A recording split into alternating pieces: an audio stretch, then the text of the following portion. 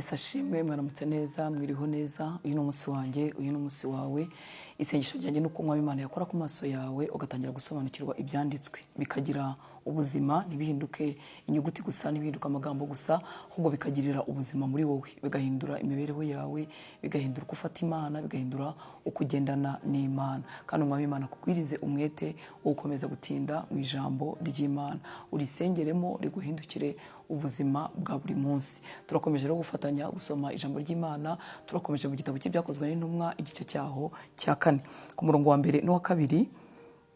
Arambwira ngo bakivugana n'abantu, abatambyi bazana aho bari n'umutware w'urusengero n'abasadukayo, bababajwe cyane nuko bigisha abantu bababwira yuko kuzuka ko bapfuye kwabonetse kuri Yesu. Ijambo nifuza gukuramo ahangaha ni uburyo abakuru b'urusengero n'abatambyi bari babajwe cyane n'ibyo intumwa za Yesu zigishaga. Bari babajwe nuko bigishaga iby'umuzuko, ko umuzuko wabonetse muri Kristo Yesu. Ubutumwa bwiza tuvuga, dusoma, hari ubwo tutamenya imbaraga zabwo, hari ubwo tutamenya icyo bukora mu isi y'umwijima, ariko ubonye uburyo abantu babahagurukiye bababajwe nabyo, bikabatera kubahagurukira kugira ngo bafate babafunge, ibyo ngibyo byakwereka imbaraga bifite mu isi yo mu mwuka. Reka rero utinde ku ijambo ry'Imana kuko rifite icyo rikora, rizana impinduka mu isi yo mu mwuka. Mu butware bwa Satani rirahabangamira cyane, kandi mu isi yo mu mwuka, mu butware bw'Imana bigira umumaro mwinshi, bigira ibintu byinshi bikomeye byubakika mu isi yo mu mwuka no mu buzima bwacu. Ntubifate rero nk'ibintu byoroheje, ahubwo ubyiteho. Ku murongo wa 10 kugeza ku murongo wa 12 ngo ariko mumenye mwese n'abantu bose mu Bisiraheli yuko ari izina rya Yesu Kristo w'i Nazareti uwo mwabambye Imana ikamuzura, ari ryo ryatumye uyu muntu ahagarara imbere yanyu ari muzima. Yesu niwe buye ryahinyuwe namwe abubatsi, kandi ryahindutse irikomeza imfuruka, kandi nta wundi agakiza kabonerwamo, kuko ari nta rindi zina munsi y'ijuru ryahawe abantu dukwiriye gukirizwamo. Iri zina rya Kristo tuvuga rimwe tukarivuga dufite ubwoba, ubundi tukarivuga tudafite ubushizi bw'amanga, ubundi tukabivuga nk'aho ari ibintu bisuzuguritse, nyamara ni ibintu by'imbaraga, ni ibintu bizana impinduka zigaragara. Ahangaha Petero barimo barahamya, muzi ko ari umuntu wari wakize, umuntu wari umugaye wari wakize, none barimo barahamiza bavuga ngo izina rya Yesu niryo rikijije uriya muntu wa Yesu mwishe mwabambye, izina rye niryo rimukijije. Akomeza hepfo avuga ngo ibuye abubatsi banze ngo niryo ryahindutse irikomeza ifuruka, avuga Kristo. Twitegereje mu buzima bwacu, mu iterambere ry'abantu benshi, mu iterambere ry'ibihugu, niba hari ikintu gihinyurwa ni izina rya Kristo, nyamara ni izina rikomeza ubuzima bw'abantu muri none ndetse no mu bugingo buhoraho. Nagira ngo urebe mu buzima bwawe uburyo uhaye izina rya Yesu agaciro, mu mikorere yawe ya buri munsi, mu byemezo ufata, mu nshingano ufite, urebe izina rya Yesu uburyo rifite agaciro. Niba atari izina duhura naryo gusa ariko tugeze mu rusengero, mu ndirimbo z'Imana, se mu bintu nk'ibyo ngibyo, ni ibuye rikomeza imfuruka, ni ibuye rikomeza ubuzima bw'abantu, ni ibuye umuntu yishingikirizaho ubuzima bwe bwose bugakomera. Arongera arababwira ngo kandi nta rindi zina ribonerwamo agakiza. Ni ukuvuga ngo agakiza nikabonerwa mu rusengero rwiza, nikabonerwa mu mushumba mwiza, nikabonerwa mu vugabutumwa w'igitangaza, nikabonerwa mu muhanuzi uhanura bikaba, nta rindi zina twahawe munsi y'ijuru abantu bakwiriye gukirizwamo ni irya Kristo. Reka iryo zina rigire agaciro gakomeye mu buzima bwawe, uryiteho kuruta ibindi bintu byose. Ku murongo wa 13 arambwira ngo babonye ubushizi bw'amanga bwa Petero na Yohana, kandi bamenye ko ari abaswa batigishijwe, baratanga maze bibuka ko babanaga na Yesu. Reka Yesu ugendana natwe cyangwa tugendana nawe uyu munsi atubere nk'uyu nguyu. Babonye ubushizi bw'amanga bafite, babona uburyo bakora imirimo n'ibitangaza, baribaza ngo abantu ko ari abaswa, ko batigishijwe, ngo ariko bibuka ko babanaga na Yesu. Ese Yesu tuvuga, Yesu bana natwe, Yesu tuvuga mu masengesho, Yesu tuvuga ko twakurikiye ko turi abakristo, hari impinduka ikomeye yazanye mu buzima bwawe yatuma abantu babitangarira. Niba idahari ongera ubishakishe, yewe niba hari n'ibyakoretse reka twongere tubishakishe, kuko Yesu yageze mu buzima bw'abantu habaho impinduka. Abagabo barabaswa batigishijwe, ariko abantu bakwitegereza imikorere yabo bagahita babona hari itandukaniro. Reka Yesu wacu, Yesu dufite mu buzima bwacu, hagaragara itandukaniro mu buzima bw'abamufite n'abatamufite. Ku murongo wa 16 na 17 arambwira ngo aba bantu tubagire dute ko bimenyekanye ko mu batuye Yerusalemu bose yuko bakoze ikimenyetso cyogeye, natwe tutabasha kubihakana, ariko kugira ngo bitarushaho kwamamara mu bantu tubakangishe batongera kugira umuntu wese babwira muri iryo zina.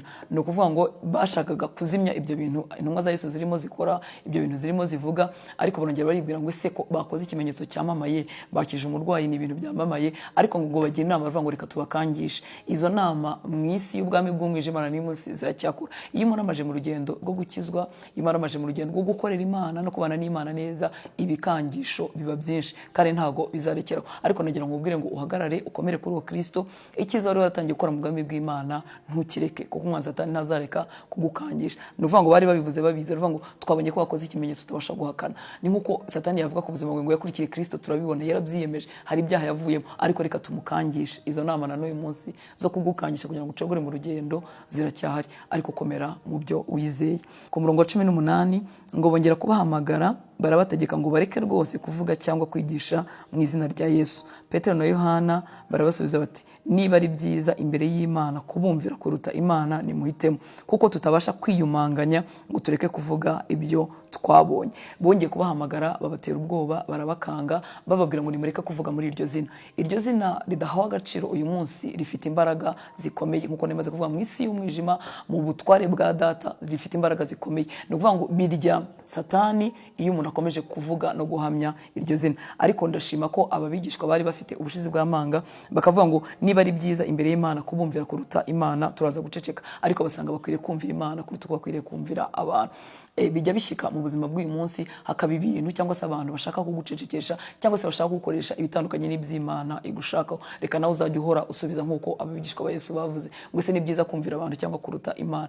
Niba inama z'abantu zirimo zinyuranya n'iby'Imana ikubwira, n'iby'Imana igushakaho, ntuzazumvire. Nubwo wasa nk'ubihombeyemo, nubwo wasa nk'ufite icyo utakaje muri ubu buzima, ariko uzahore uhitamo kumvira Imana. Ku murongo wa 20 baravuze ngo ntabwo tubasha kwiyumanganya ngo duceceke ibyo twabonye. Ese Kristo hari ibintu amaze gukora mu buzima bwawe byagutera kutiyumanganya? Reka ntugire amaso yo kutabibona, ahubwo witegereze urebe ibintu Kristo yakoze mu buzima bwawe, nawe bigutere kutiyumanganya. Igidutera kuvuga ubutumwa bwiza, ikidutera kumukurikira, nuko hari ibintu twamubonanye, nuko hari ibintu twamubonyeho, nuko hari ibintu yakoze mu buzima bwacu ku buryo umuntu atabasha kwiyumanganya. Reka izo mbaraga nawe zibe umugabane wawe uyu munsi. Ku murongo wa 29 arambwira ngo kandi none Mwami Imana, reba ibikangisho byabo uha abagaragu bawe kuvuga ijambo ryawe bashize amanga rwose. Ibikangisho byari bikomeje kuba byinshi, ariko imisengere yabo iratandukanye. Barimo barereka Imana bavuga ngo reba ibikangisho by'abatubuza kuvuga ubutumwa bwiza, reba ibikangisho by'abashaka kutwica, ubirebe ariko duhe ubushizi bw'amanga. Ntabwo bigeze bagira mu mutima kuvuga ngo